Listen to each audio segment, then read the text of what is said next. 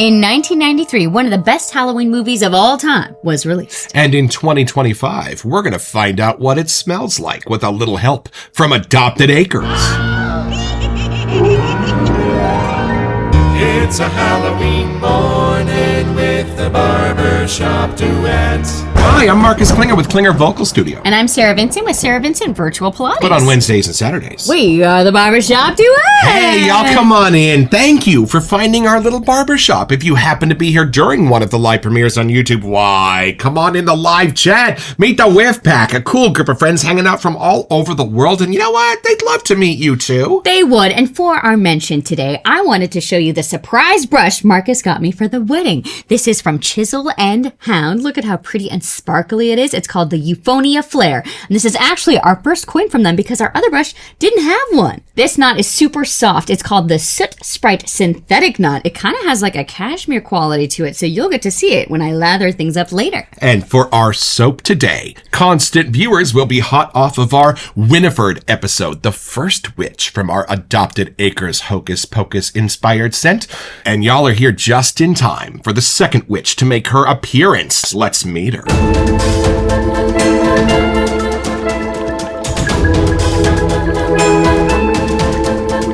All right, y'all, from the Etsy page for Adopted Acres. The Sanderson Trio. Step into Salem and summon the magic of Halloween with the Sanderson Sister Trio from Adopted Acres Soap Co. This enchanting set features 3 2-ounce artisan shave soaps, each inspired by the infamous witches, Winifred, Mary, and Sarah, and their mischievous feline companion, Binks. Perfect for collectors and fans of this spooky season, this trio captures the essence of fall with bold, warm, and mysterious fragrance blends. Each soap is crafted in small batches on our Ohio farm, ensuring quality lather, skin-loving ingredients, and a touch of seasonal mischief. Mary the Mischief Maker, a decadent pumpkin spice medley of pumpkin, ginger, nutmeg, cardamom, clove, and cinnamon.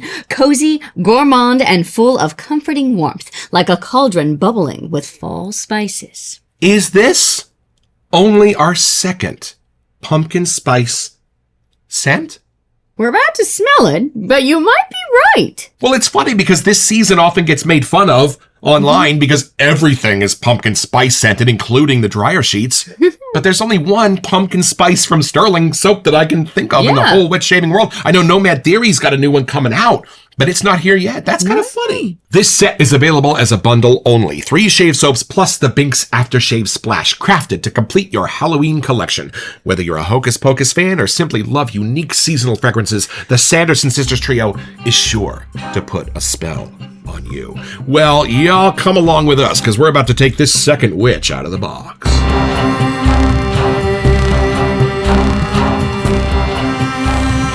So, y'all, this is how this set came from Adopted Acres with the beautiful silhouettes of the 3 sisters on the front. We just shot Winifred, but she goes right here among the other 2. This is what the set looks like. Is that not beautiful? And we just watched Winifred, you said. You guys did not even look at that Binks splash yet. No, we did not, because the Binks splash oil is made up of a little bit of oil from the other 3 with a couple other surprises thrown in. So we didn't want to ruin our first impression of these last 2 sisters by smelling Binks, but we will be combining the first 2 and saving this one for our Sarah episode. So come on, you all, for our second first impression.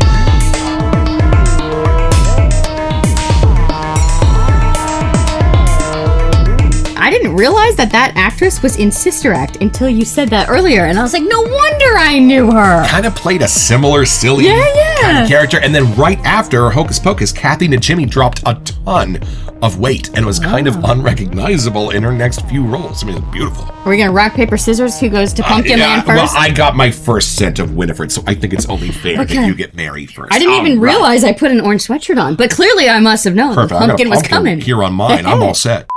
All right, let's Take see, it in, Mary. See what you get in the Grand Champion base, y'all. If you have had an experience with this base, put it in the comments. It says, I smell children. Wonder if that's a scent note. Children's fingers and toes. No, I'm kidding. I'm kidding. Oh, it's a little darker in here. Well, vanilla in this one. I'm thinking maybe that oxidation color happening. All right, take it in. Protect your see what nose. you I'm got. All going right, in. over here. All right. It's 2 ounces, but it's got a whiff.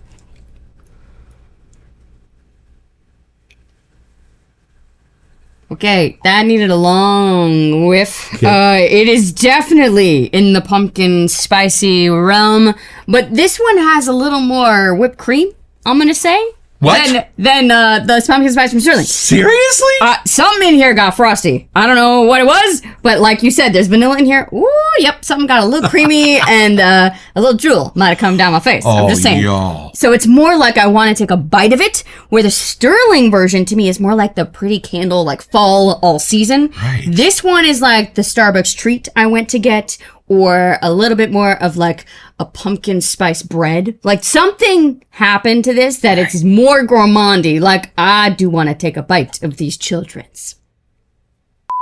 Well, that is funny. When I sent my dad a pumpkin spice aftershave, he wrote back and he said, you know what? It's fine, but it doesn't smell like pumpkin. I'm like, I know. It's pumpkin spice, not pumpkin. Generally, when you smell a pumpkin spice, it doesn't have the pumpkin flesh. It has the nutmeg. It has the allspice. It has all the other stuff that we love inside of a pumpkin pie. Is that what's going on here? It's in here. Is there any actual pumpkin? You know, something in there is a softer sweet, and I think it does have that, but Gotcha. my brain immediately jumps to the spices because it wants to figure them out. Whatever the recipe of how these are put in here, Right. they work super well. Like it should be its own pumpkin spice blend. It's Right. not the predictable one. Gotcha. So there is some nuances in here in how they're blending together. Nice. That it doesn't go straight like more cinnamon side. Like Right, one of them right. doesn't stand out more than the other. That's why I feel like it's been baked or it's spent time living together to create its own sort of scent. So I think even reading here, there's ginger, nutmeg, cardamom, clove, and cinnamon. Besides the pumpkin. So let me see if I can kind of see if they've got enough voices on their own. Right. I like how they're blending though, so that might be a little hard. Is it funny that the super gourmand one went to the fat one? I kind of actually almost said that. Just saying. But she would know, right? I do often get asked, hey, where do you get a good donut around here? Why? I don't know if cinnamon is the first thing I get. Oh, It might be more the ginger nutmeg, like the warmer side. The clove is there, but the clove and the cinnamon in this are the last part. The cardamom even is kind of like warming and rounding the spices. I know they're in here, but they're at the end of the whip. Right. I don't know if you saw who carefully packaged our package, but thank you.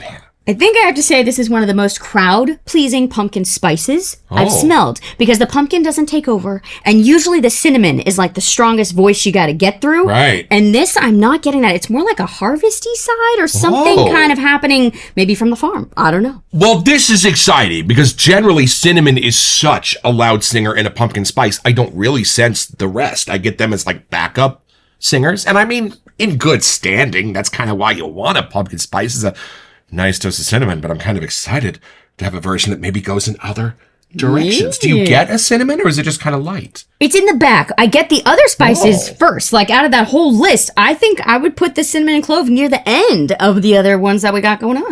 Well, I definitely need to meet this witch then in that case. All right, here we go. See what Mary says. You know, the other thing I was wondering, the other super gourmandy pumpkin-y one we have is Evil Pumpkin from the Hoff. Is there a little bit of a correlation with this one? Maybe closer. That one is somehow sweeter Oh, than this, I think. gotcha. All right, Yeah. diving in. Here we go.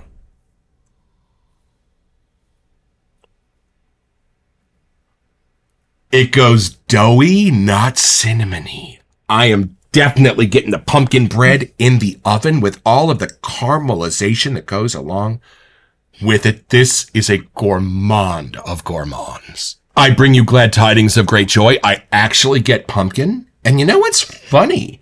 I am getting cinnamon, but in a very different way than I was expecting. The last few cinnamons we had, including Redwood Rhapsody from Adopted Acres, was a super rugged, barkish cinnamon. Even had like a little bit of a dirt or dust note in it, so you knew it was a tree bark.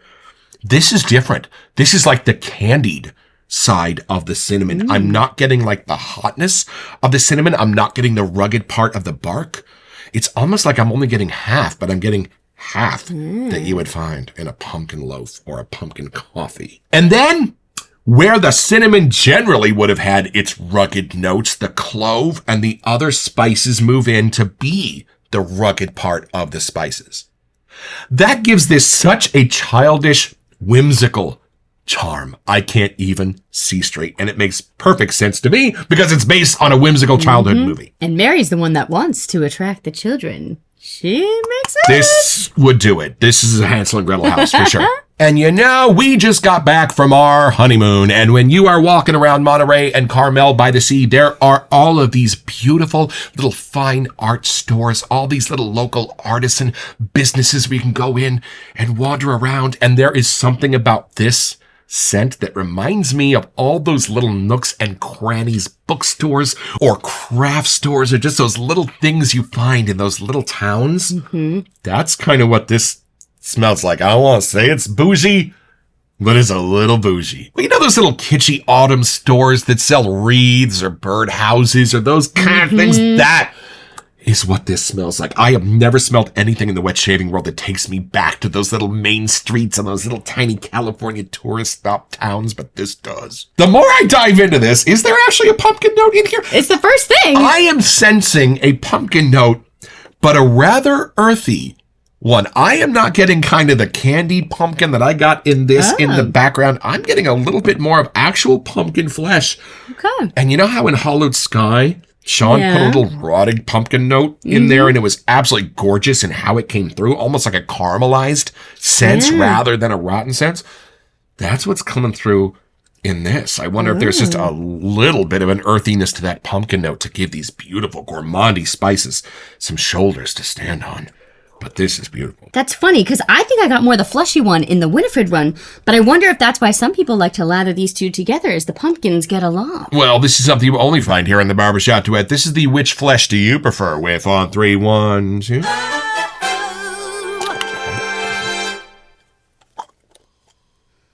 Oh.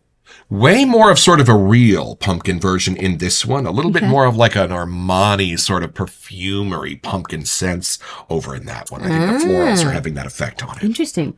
I get more like if pumpkin could turn into an oudie side. It's going to come off as like perfumey. And then this is more, I definitely want to take a bite. It's got the gourmandy, flirty kind of pumpkin in there. This should come with a spoon. All right, y'all, get the great pumpkin out of the way. We're going back to the patch to build ourselves a lather and look at some scent notes.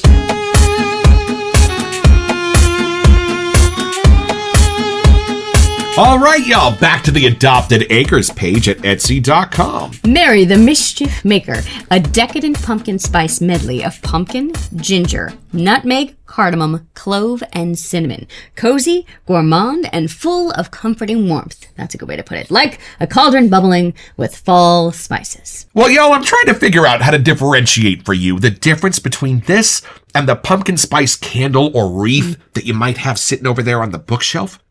They are pretty similar in their construction, just rebalanced a little with this exception. These notes smell way better, way deeper, way more gourmandy than what you got sitting on the shelf.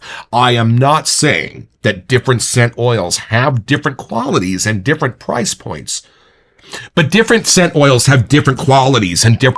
What you're dealing with here goes far beyond what you are used to in a pumpkin spice, just in the quality of the notes themselves. Like, to me, there's something about the love that you put into a family recipe for like a pumpkin pie or a pumpkin bread or something. And they have been cooking all day to be able to give out to all the family. Right. There's something that time and love have to be put in to make a scent that's blended like this. This smells like their kitchen. This does not smell like the factory version of a pumpkin spice treat you'd buy at the store. You go. That's the difference. Complete with a little bit of the wooden beams in the kitchen to let you know that this particular place is over a couple hundred years old. I'm curious how it will lather up if it smells this good in the tub, y'all. Well, let's find out. Grab your brand new brush over there, and I will give you a little bit of this Grand Champion base. Now, this has the distinction of being even softer than a McDuff's base, and y'all wait till you see how it functions. I thought your Haley's Artisan Fortune Teller Bowl was apropos for a witchy episode today, and I'm just going to make a thin layer of this Grand Champion base on the bottom of the bowl. You can hardly even see it. But why so wide and so thin, you might say? Well, because at first, we're not trying to build a lather. We're just trying to move this soap up onto that brush. And to help it do that, I'm just going to moisten the soap ever so gently, let the rest of the water hang out on the bottom of the bowl. And that's all we're going to need to help pull that soap up onto our bristles. Now, this is a thirsty soap, so I'm going to start with 25 pumps of the bougie spray. All right, we take our dry brush and we start going one direction, and then we start going the other direction. Now, this is not an entirely dry brush method because some of that moisture that we sprayed onto the bowl is getting onto the bristles and helping to transfer the soap. Uh-oh, I see I left a chunk. Therefore, my apologies. We turn the brush and we keep going, trying to get all the rest of that soap onto the bristles. And look at that. Most of it's gone from the outside of the bowl, and it's not down in the water either. It's hiding amongst the bristles of the brush. Now we're just going to go down and grab the water, and that brush is then ready to face lather, leg lather, or like us, taking it back to the bowl. Oh, it's smelling wonderful, my friends. And this Grand Champion base is a different animal. Y'all, when I called Doug after I shaved with it the first time, I was like, it went on super thick and protective, but as soon as my blade hit it, it was like it vanished. It was like my face turned to granite, and that blade could just do some ice skating. Do you want to try out this new brush that you got, man? Kind of do a little bit. Oh, I see. Oh, that's nice. I like the way it feels in your hand. It does. It's a very, sturdy handle. It's a little thicker than some of the other ones we have. Y'all, look at the creaminess of this lather. You know it's a great lather when it goes on warm. You know what I mean? When it literally raises the temperature of your face by 4 or 5 degrees. I'm kind of excited to mash these up when we go a little deeper. This is going to be interesting because they smell quite different. All right, y'all. So unlike Mark Zarate, we don't do shaving here on our show. But we thought you might like to see what this lather looks like when it coats and covers a face. So I will let her put a little bit of that right there.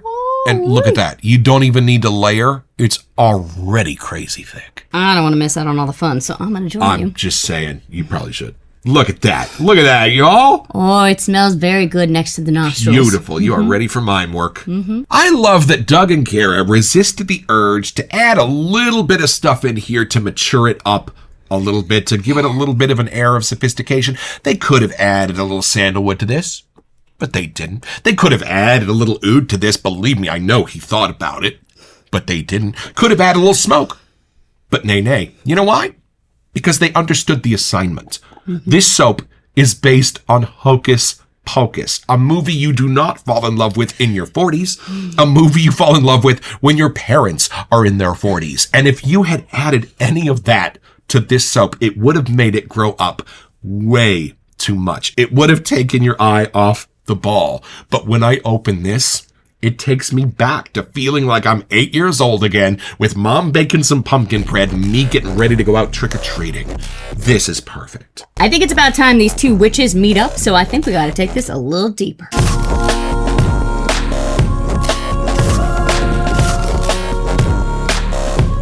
All right, y'all, so part of the inspiration for this set for Mr. and Mrs. Lane was the ability for us not just to make our lathers of the individual witches, but to be able to layer these ladies. Well, so right now, we're going to combine a little Mary and a little Winifred and see what we get from this duet. Okay, that's about how much I did. See if we can even it up. So a little alto and a little soprano are going to go in here together. I'm melting! Oh, and it's a different witch entirely. Can you believe they're charging $120 at the Sphere for the cheapest tickets to the Wizard of Oz? Yo. All right. Here we go. Let's see. This is a little one. Put it all in the cauldron. Okay. And look at this. That Grand Champion base knows just what to do. All right, y'all. And while I'm doing this, why don't we remind you of the scent notes for Winifred? And we even found a scent pyramid. What do we got? We have top notes of apples, middle notes, pumpkin flesh and clove, base notes, damp woods, and nutmeg. So there are a few things. The pumpkin, well, this one's more pumpkin flesh, but the clove and the nutmeg are both in Mary as well. Now, we also identified some florals swirling around in Winifred that were absolutely beguiling, kind of somewhere where jasmine would meet rose. Yeah, something and then in there. turn down just so it gives a little bit of like a powdered sugary sweetness. So you know what's funny? Even though we just spent an hour smelling both of these soaps, I have zero idea of what they're going to smell like when they're mixed together. Well, and even just reading the list, like there are a few commonalities, so I do feel like those could go together. But when you smell them on their own, they are completely different. Right. So I'm guessing a little more gourmandy meets a little more depth. Like I'm curious where they're going to actually interact. I'm guessing that Winifred is going to overpower Mary just a little because Bette Midler is one hell of a scene stealer. I mean, that is making sense in the movie. Mary's the one that always gets pushed to the back. There you So go. All right, y'all. This is something you only find here in the Barbershop Duet. This is the which is which whiff on 3, 1, 2. Oh, Yeah? that's interesting. Hold on. Okay, so I'm right about Bette Midler. Bette Midler kind of steals the scene. No matter who you put her on stage with, the eye's going to go to the divine Miss M. However, that other soap is being a phenomenal backup singer. How do you get those spices interacting with what we thought were the florals?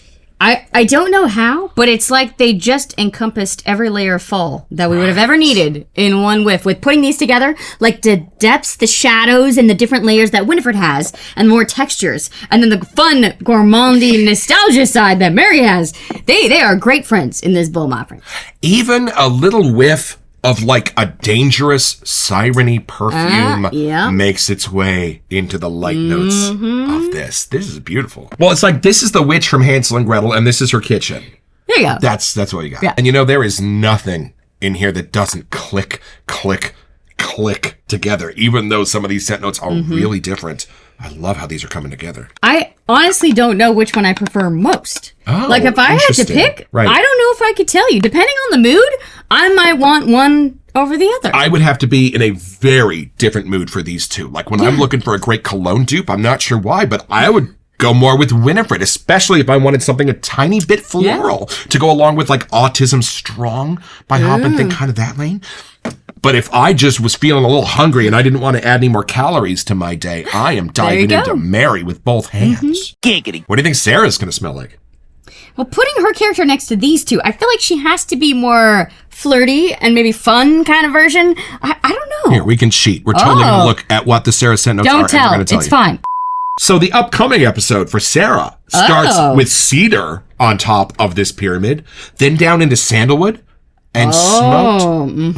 So y'all, the first 3 things we are talking about here are woods. Yep. And then it twists to a whole different layer. Amber, vanilla, and peony. There's a Amber's floral. Kind of a wood. Vanilla, beautiful, Yeah. and then my mom's favorite flower. Underneath all of it, peony. I have no idea what that's going to smell like. So it's pretty simple, y'all. Just be Walt Disney Productions aware that the 30th anniversary of the movie Hocus Pocus is rapidly approaching. And you're wondering, where should you hold that 30th anniversary screening? Well, maybe the Hyperion Theater, maybe your own theater inside the theme park. But at the last minute, somebody's going to have the brilliant idea to hold that screening at Hollywood Cemetery. They filmed it, you can watch it, and they got their own. So head over to etsy.com/shop/adopted acres soap co to find this and all kinds of other cool stuff.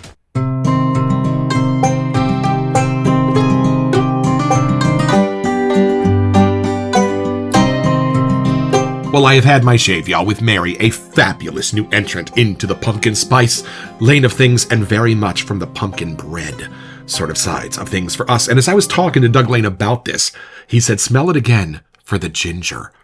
And my nose woke up in whole new, bright, clean ways while still discovering the spices that absolutely belong inside of this little beauty. And the Grand Champion base is thick and protective, and yet as soon as I start my pass, feels like it vanishes, so I can just be alone with that blade and feel that beautiful, protected scrape. It's even encouraged me to get a couple of new razors I used to be afraid of. Thanks, y'all. There's one more sister yet to behold.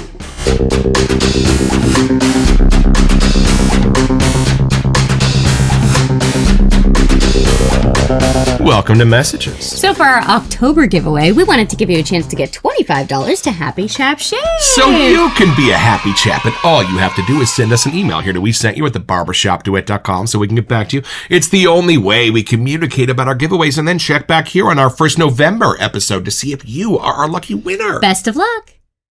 Well, which one's your favorite so far? Okay, if I had to shave right now, I think I would go with Mary. But there is something fun and kind of spooky vibes that I do really enjoy Winifred too. So they're super close, but I think today I would answer Mary. Deeply nostalgic. I understand this set beginning to end from the moment I took it in. But on days when I need a little mystery, I can tell it's gonna be a while before my nose completely understands all of the mysteries and wonders going on in Winifred.